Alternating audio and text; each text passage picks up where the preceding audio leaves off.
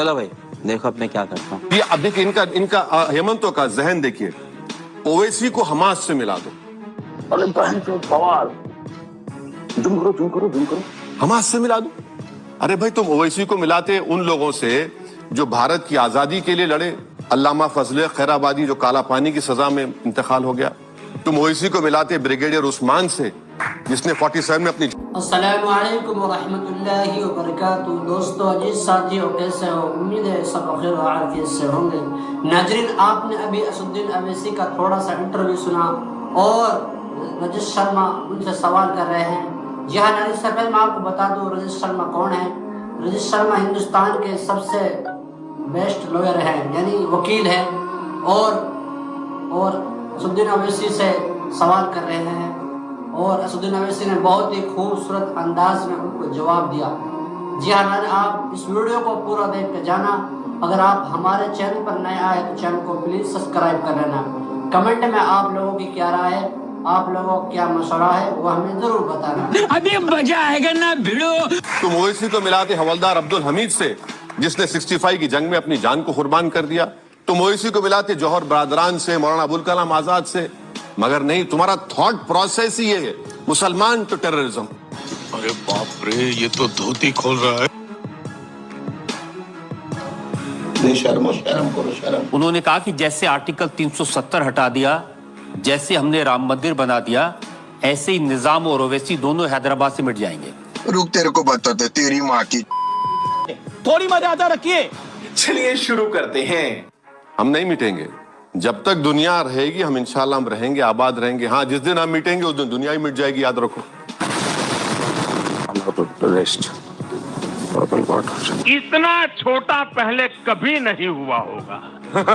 तो ये इनका बोलने का थॉट प्रोसेस है। अब इनको क्या लग रहा है कि वहां पर इतना जुल्म किया आसाम के मुसलमानों पर, उसके बावजूद भी आसाम में मुस्लिम बच्चे और बच्चियां जो है सबसे ज्यादा नंबर में नीट में क्वालिफाई हो गए, तो हेमंत तो परेशान हो गए।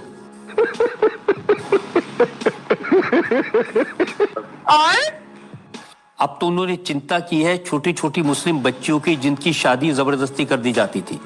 अच्छा, prohibition of child marriage central act है, पॉक्सको एक्ट है। चाइल्ड मैरिज का एक स्टडी है, गरीबी की वजह से चाइल्ड मैरिज होती है।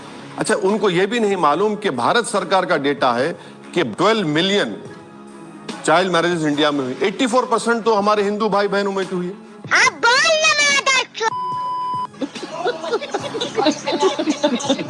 मजा आया। नहीं, उन्होंने कहा कि 90 साल पुराना अंग्रेजों के जमाने का एक कानून था। नहीं, वो जिसके तहत अगर बच्ची की उम्र कम है, लड़के की उम्र कम है, तो भी उसकी शादी रजिस्टर हो जाती थी। ये बिल्कुल झूठ है। गवर्नमेंट ऑफ इंडिया का डेटा है, नेशनल फैमिली हेल्थ सर्वे। ये एक झूठ फैलाई जाती है मुसलमानों के बारे में। जो हिंदू लड़कियों की शादी 18 साल में होती, वो एवरेज उतना ही मुसलमान लड़कियों की 18 साल में शादी होती। यही नहीं, अभी और सुनिए। और वो जो 90 साल पुराना कानून उन्होंने जो खत्म किया है, अब कानून ये बना है रात के 12 बजे कि मुझे अगर शादी करना है मुसलमान की बेटी या बेटी की, तो स्पेशल मैरिज एक्ट में करना पड़ेगा। भाई स्पेशल मैरिज एक्ट में निकाह कहां होगा? अरे देवा, ये गड़बड़ है बाबा। स्पेशल मैरिज एक्ट में मेहर का कहां प्रोविजन होगा जो दूल्हे को दुल्हन को देना पड़ता है?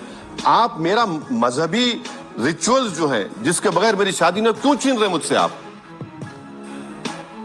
क्यों छीन रहे मुझसे? यही कहते हैं, ऐसी बातें कह के आप डराते हैं मुसलमानों। डराते नहीं, मैं फैक्ट कह रहा हूं, मैं झूठ नहीं कह रहा हूं, सच्चाई कह रहा हूं मैं। अरे लूट लिया जा भाई आपने, लूट लिया। नहीं होनी वैसे वो कानून मैंने देखा है, उसका जो स्पेशल प्रोविजन आखिरी जो उसका पैरा है उसमें लिखा है कि अगर इस कानून के बाहर भी निकाह होता है, कोई शादी होती है, तो उसको रिपील नहीं किया जाएगा इस कानून की। नहीं, निकाह कैसे होगा जब मैं स्पेशल मैरिज एक्ट करूंगा?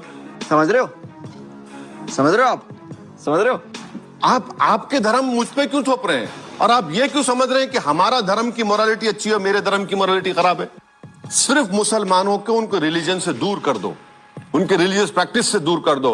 रिफॉर्म के नाम पर आप मुसलमानों से हमारा रिलीजन छीनना चाह रहे हैं। भाइयों बहनों, क्या खेल खेला जा रहा है? साले तू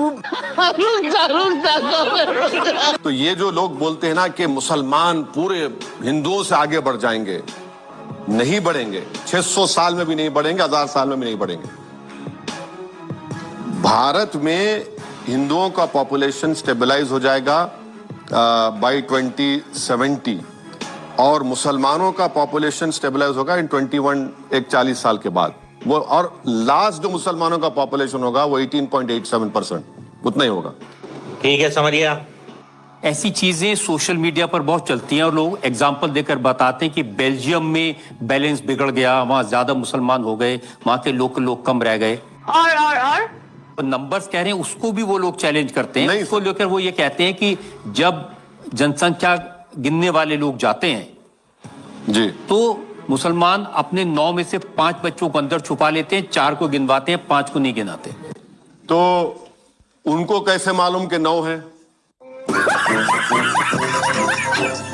हम देंगे, हम बोल रहे हम बोल रहे तुम सीट नहीं मिलेगा तो फिर हम क्या बोल रहे हैं? आप दिल दो, हम जान देंगे।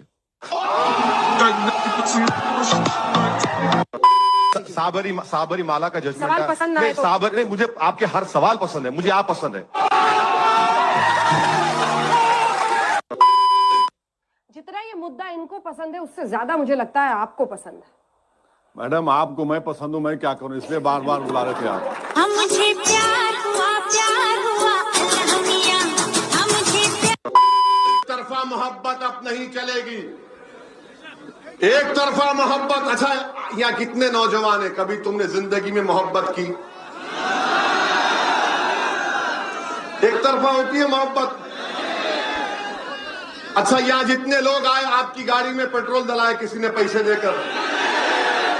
किसी ने आपको पैसे देकर बुलाए? नहीं ना।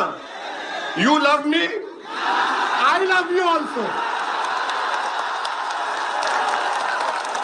ये है दो तरफा मोहब्बत। समाजवादी बसपा की रैली में ए लाला दे पेट्रोल डाल गाड़ियां, बसपा की रैली में राशन मिलेगा। यहां कुछ नहीं है, यहां मोहब्बत है, दिल का मामला है। टू साइड लव अफेयर, इसको इश्क बोलते हैं। इसीलिए हम कह रहे हैं कि हमारे जाने के बाद इबलीस की औलाद आके बोलेगी ये मोहब्बत ज्यादा बढ़ने मत दे। हम आपसे कहेंगे कि मोहब्बत बढ़ेगी जब तक अल्लाह हमको और कुशवाहा साहब को जिंदा रखेगा। हम इस मोहब्बत को आम करेंगे। जितना ये मुद्दा इनको पसंद है उससे ज्यादा मुझे लगता है आपको पसंद है। मैडम आपको मैं पसंद हूँ, मैं क्या करूँ, इसलिए बार बार बुला रहे थे आप। मुझे प्यार हुआ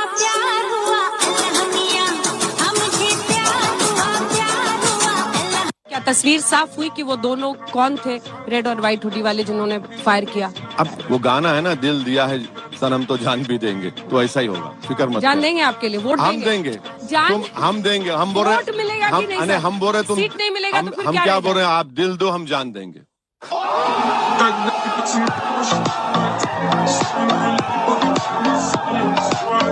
और दिखाइए। ओवैसी जी, बहुत स्वागत है आपका। सबसे पहले ये बताइए कि डर आपको एनपीआर से लग रहा है या फिर मोदी सरकार से लग रहा है? मैडम मुझे सिर्फ अल्लाह से डर है, मुझे किसी इंसान से या किसी देश के प्रधानमंत्री से कभी डर था ना कभी रहेगा, क्योंकि इंसान से डरना ये गुनाह है और किसी इंसान को इंसान से डरने की जरूरत नहीं है। अल्हम्दुलिल्लाह। मैडम कब तक आप लोग गवर्नमेंट को सपोर्ट करते रहेंगे? मत करिए ना, कभी सच्चाई को तो मान लीजिए। मैं तो अगर मैं झूठ कह रहा हूं तो आप आधे घंटे के बाद मुझे बुला लीजिए, मैं तैयार हूं सुनने के लिए। शर्म करो, शर्म। क्या कर सकते हैं हम लोग? थोड़ा सा कभी कभी झुक के भी बात कर लिया कीजिए। नहीं सर, झुकना मुझसे नहीं होता सर, झुकना नहीं होता। मैं सिर्फ अल्लाह के आगे झुकने वाला हूं। और अगर आप मेरा दिल जीत लेंगे, अगर आप मेरा दिल जीत लेंगे तो यकीनन मैं सब चीज कुर्बान करने तैयार हूं आप पे। आप झुकने की बात क्यों कर रहे हैं? मैं झुकेगा नहीं। चलने इस मुल्क का मिजाज तो ये है कि वो शायद कहता है नहीं, मुल्क की बात नहीं कर रहा हूं मैं। मेरा झगड़ा मुल्क से नहीं है, मेरा झगड़ा रजत शर्मा से हो सकता है, मेरा झगड़ा नरेंद्र मोदी से हो सकता है। क्यों झगड़ा होगा? नहीं, बड़े मियाँ तो बड़े मियाँ, छोटे मियाँ तो सुभान अल्लाह। हाँ बिल्कुल सुभान अल्लाह, वो सुभान अल्लाह है, अल्हम्दुलिल्लाह है, माशाअल्लाह है।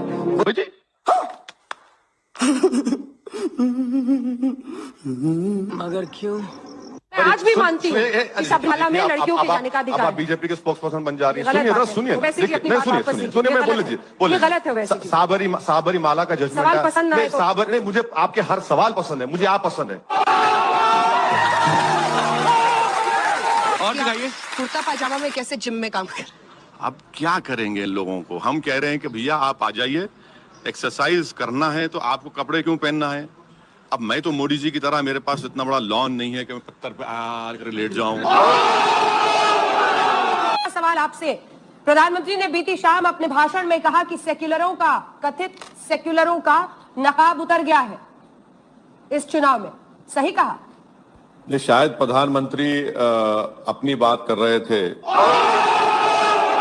अयोध्या गए या नहीं गए? नहीं। हम तो 2000 मेरे ख्याल से हम 12 या 13 में हम बाई इलेक्शन लड़े थे, 16 में बाई इलेक्शन लड़े थे वहां पर। हाँ, आप